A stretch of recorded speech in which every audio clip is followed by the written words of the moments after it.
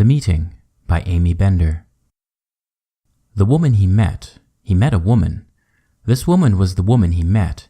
She was not the woman he expected to meet, or planned to meet, or had carved into his head in full dress, with a particular nose, and eyes, and lips, and a very particular brain.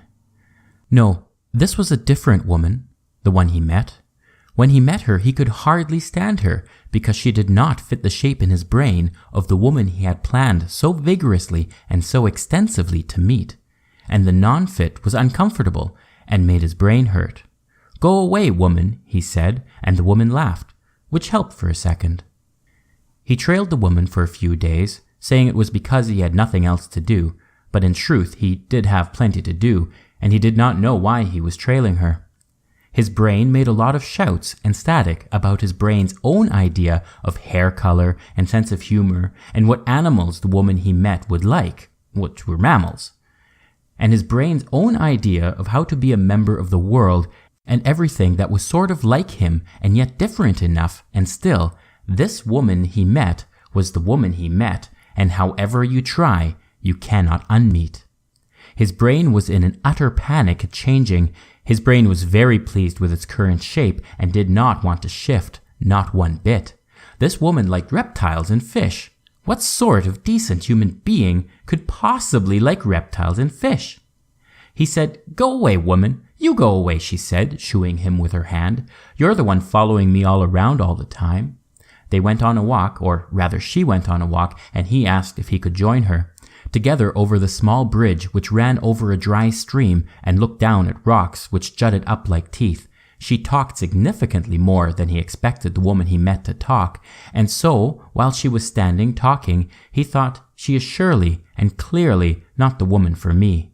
Blabbermouth, he thought. She paused at an oak tree and said, "Did you stop listening?" And so he started listening again, and said some stuff himself about this, about that. He liked talking to her. The woman said she did not know why she liked him, as he was being something of an irritation with all this static in his head, and he said he was sorry. He liked her too, but his brain kept rejecting her, and he did not know what to do about that. The woman said, "Please, would you shut your brain down for 5 seconds and let the world participate a bit?" "No," said the man. "I control the world." The woman's laughter bounced off the rocks below. The man laughed too, but inside he still meant it. The woman said goodbye and went to her cottage and made some spaghetti, and the next day, guess who was at her door? "Good afternoon. How are you? How are you?" The spaghetti was fine-tuned, and she was beautiful in the filtered sunlight, and they made love that afternoon with the green sunlight through her green curtains.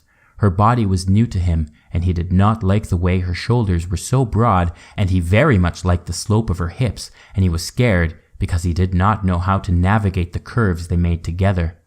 Later, when he would become a ship's captain on the waves of the water of their bodies, it turned out that those broad shoulders were the thing he would think of with the most lust and the most tenderness.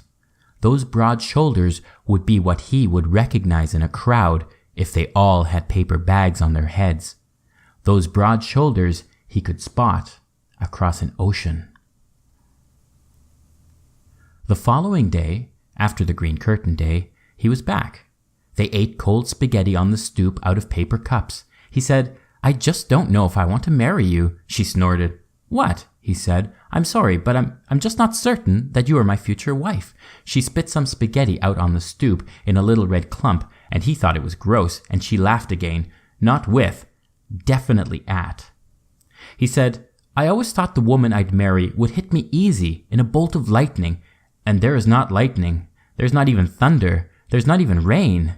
It all feels, well, foggy," he said. And she said, "What makes you so sure I want to marry you?"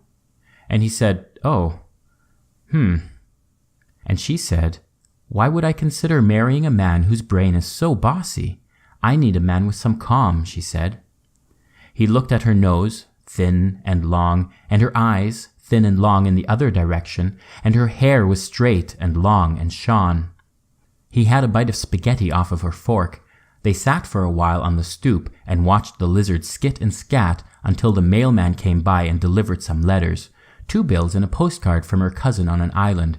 She made faces at the bills, and laughed at the postcard, and scrutinized the little type in the upper left-hand corner, telling her where it was, and then looked at the picture on the front for longer than he had ever looked at all the postcards of his entire life. When they made love that day, it was one step closer to making sense, and she brought them some wine afterward, and they sat and watched the sunset through the green curtains naked, with deep-bellied glasses of wine. The green darkened into black. He let his hand trace down each of her vertebrae, and she did not say, "That tickles, stop," like he thought she might. She just looked out the muted curtain, and her hair swished down at an angle. He moved his fingers down her whole spine, one by one by one, and during the time it took to do that, his brain remained absolutely quiet.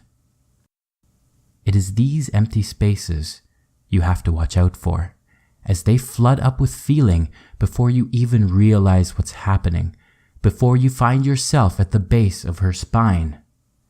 Different.